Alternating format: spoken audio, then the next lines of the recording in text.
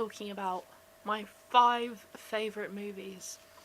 I've been thinking about it quite a lot, and I only really have 4 so far because I love movies so much. I love all different kinds, from horror to. I just thought of my 5th. From horror to not so much romance, but I just really like movies. I did media for A level and GCSE, and analysing things is something I really like. So I'm going to start. They're not really in order, but first one I'm going to talk about is Stand By Me, which is a movie from the 80s with River Phoenix, Corey Feldman, Kiefer Sutherland, and it's about 4 boys who go to find a dead body of a boy that's their age. It's based on a book by Stephen King, and it's just their journey as young teenagers, kind of pre-teens, into understanding adult things. And it's really sweet, and it created my obsession with River Phoenix when I was younger. That was the main film that kind of made me and my friends fall in love with him and become really obsessed. And yeah, that's probably how the obsession of dead people started.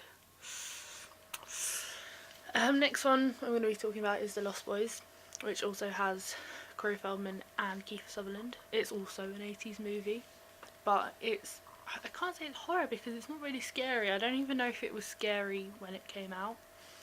But it's about 2 boys and their mum who move to Santa Carla to live with their granddad. And they notice really strange things going on, and they don't really know what it is until the older boy, Michael, becomes involved in one of the gangs in the area. And I won't spoil it for you, although I really want to. Yeah, it's really good. It has awesome actors in it. If you're into kind of 80s music, then it has the kind of music that you'd want. And yeah, there were 2 other films that came out recently. I'm talking like 2008, 2010 time. Not very good.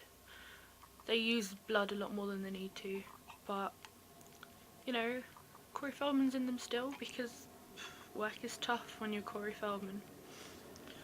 So yeah, that's another one.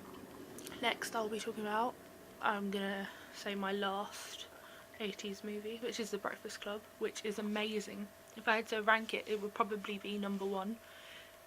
80s movie, amazing soundtrack. If you're into that kind of music, it has members of the Brat Pack like Judd Nelson, Emilio Estevez, Molly Ringwald, Ali Sheedy, and Anthony Michael Hall. Other members would be Rob Lowe, Debbie Moore, Andrew McCarthy, people like that, who were all really famous around the 80s time for kind of teen films. It's about a group of people who they were all sent to detention on a Saturday morning, and they don't really talk to each other. Well, not many of them. There's 2 characters, the popular characters. They talk to each other, which would be Molly Ringwald and Emilio Estevez. But the others, complete misfits. They're either geeks or they're basket cases, and they're all in there for different reasons. And they all kind of create a friendship or a romance, and it's just really awesome. It kind of reminds me of the growing up, the rebellion of being different, and whether you choose to be different or it's kind of thrusted upon you. And it's by John Hughes, who is an amazing director who did things around the 80s. It's just so awesome. And if you like The Breakfast Club, you'll like things like Pretty in Pink, St Elmo's Fire. What else will you like?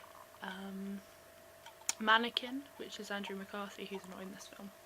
Okay, I have another film, which is The Crow, which came out in 1994 I want to say, but I'm not sure. Let me check. Yeah, 1994, the year I was born.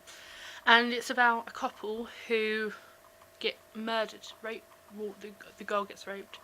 They get murdered the night before they plan to get married on Halloween. And that night before is called Devil's Night.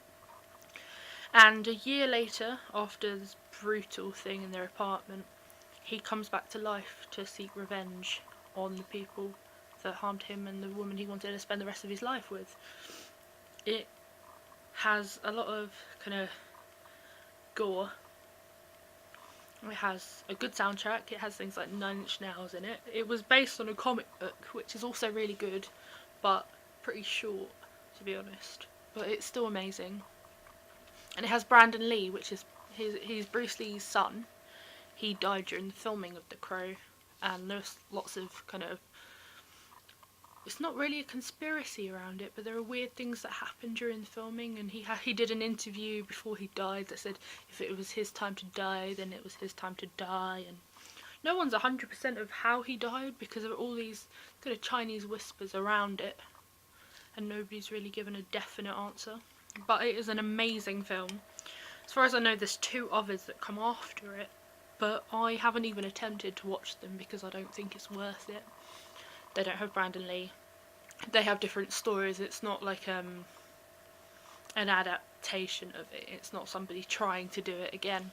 There are different stories. Like there's one, The City of Angels, I think it's called, The Crow, and it's about a man and his son who get drowned, and he comes back. But it's all about resurrection and trying to get revenge on the people that did wrong to you. Okay, I was supposed to do 5, but I'm going to go for 2 more, which makes it 6. I apologise, but they are good films. We have Queen of the Damned, which is part of the Anne Rice kind of trilogy of books that goes with Interview with the Vampire Lestat, and Queen of the Damned.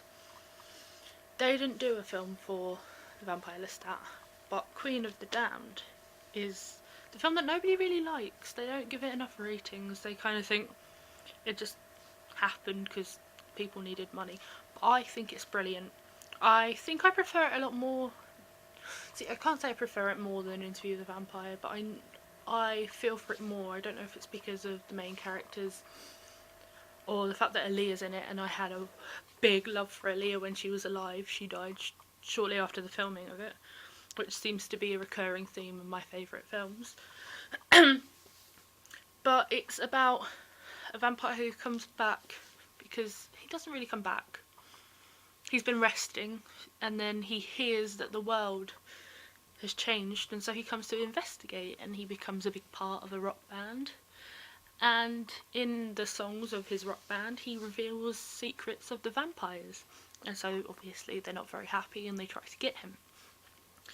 It has music from Korn.